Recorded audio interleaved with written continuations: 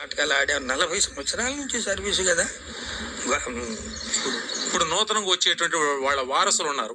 ఉప్పాల నాంచార్య గారి కుమారులు, అట్లాగే డివి సుబ్బారావు గారు మనవడు, అలాగే బండారు రామారావు గారి కుమారులు మనవలు, ఇట్లా వాళ్ళ వారసులు చాలా మంది ఉన్నారు. వారితో పాటు ఏమన్నా ఇప్పుడు నూతన తరంగా వచ్చేటువంటి నటులతో ఏమన్నా చేశారా మీరు? ఇప్పుడు నా 3వ తరబడి నేను ఆడుతూనే ఉన్నా.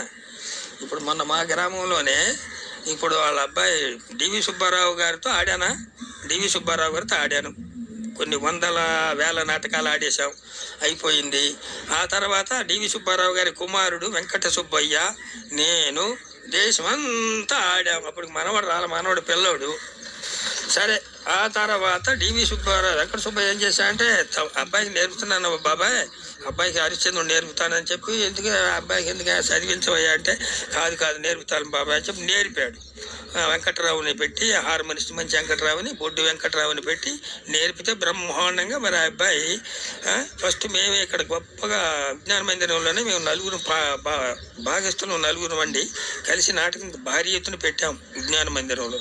డివి సుబ్బారావు మళ్ళీ పుట్టాడా అన్నట్టుంటుంది. మళ్ళీ పుట్టాడు డివి అని చెప్పి డివి సుబ్బారావు బొమ్మ అప్పటికి 15 ఏళ్ళు అయింది, మరుగున పడి 15-20 ఏళ్ళు.